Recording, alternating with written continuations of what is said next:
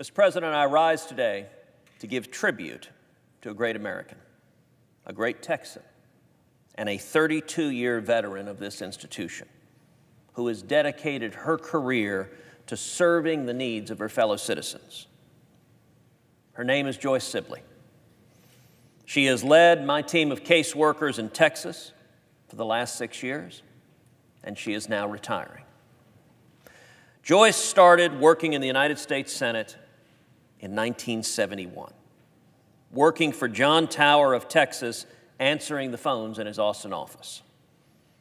Since then, Joyce has become a living legend among Texas caseworkers because she simply doesn't take no for an answer.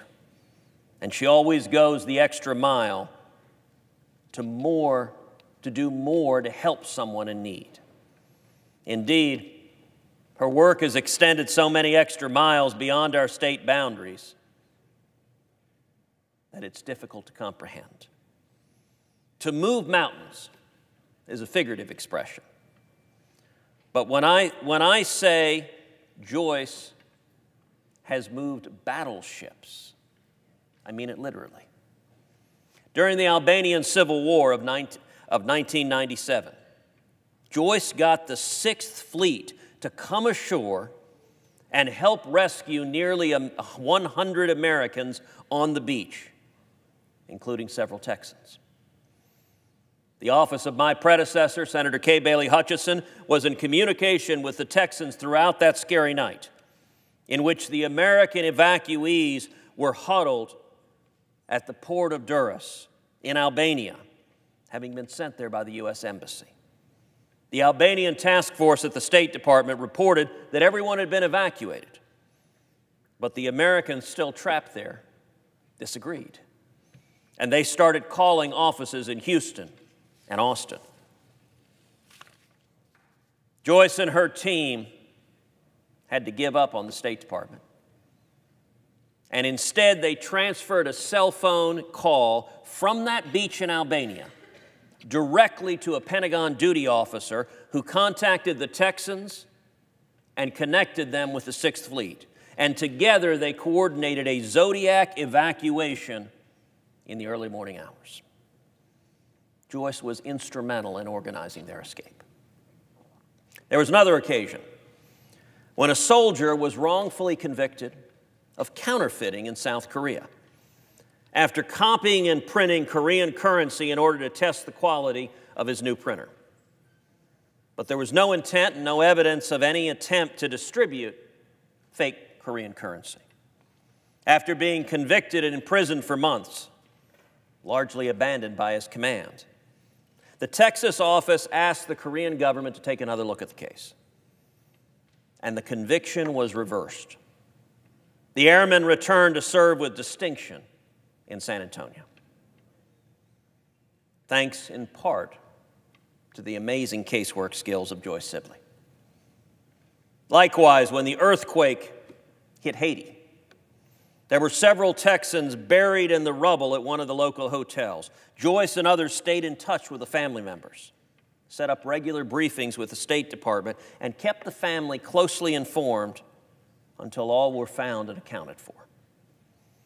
The Haitian government even arrested a group of Texas missionaries and charged them with kidnapping for providing relief and housing to orphaned Haitian children. A few tense weeks, but they were all freed once Joyce helped turn up the heat. There are too many stories to list about Joyce helping families with heartbreaking international adoption situations in Romania, Russia, Haiti, China, Korea, Guatemala, Ethiopia. And here's one of my favorite stories. Last fall, a heart surgeon contacted our office on a Thursday evening. He had been traveling out of the country, and when he was coming back to Houston, he realized he had lost his passport. He was supposed to travel to Houston overnight and go straight to the hospital to perform several surgeries. Joyce, working with other members of our staff, was able to get a government official to meet his plane, to confirm his identity, and to get him through customs at 6 a.m. Friday morning. He called me when he was on the way to the hospital and said that thanks to our office, thanks to Joyce, he was able to make it there on time to perform life-saving surgeries. There are quite literally thousands of Texans whose lives have been made better by Joyce's decision to stay in Texas and to devote her professional time to helping families who needed help, often in times of great stress, dealing with the federal government, the often maddening, frustrating leviathan of federal bureaucracy. Joyce was an expert at getting that leviathan to move and helping Texans who were frustrated and needed relief. Whether it has been handling an international crisis or ensuring that a veteran gets his or her paycheck, Joyce has been tireless on behalf of Texans in need of help and guidance. The hallmark of a great caseworker is knowing the system, having great contacts at the multitude of federal agencies, and pushing back whenever she heard the word no. Instead, she would ask, isn't there something else we can do to help this soldier, to help this veteran, to help this Texan? So many times, thinking of the something else we can do was exactly what was needed. Joyce has been an irreplaceable asset to the U.S. Senate and to the people of Texas. The good news is that everyone that has worked with her has her spirit in their blood now, has been trained directly, hands-on, by Joyce.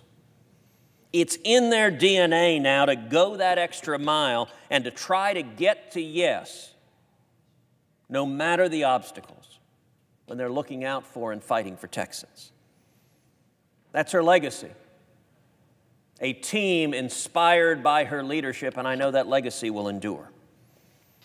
Joyce starts a new adventure at the end of this month as she begins her well-earned retirement. My team will be a little bit poorer for having lost her.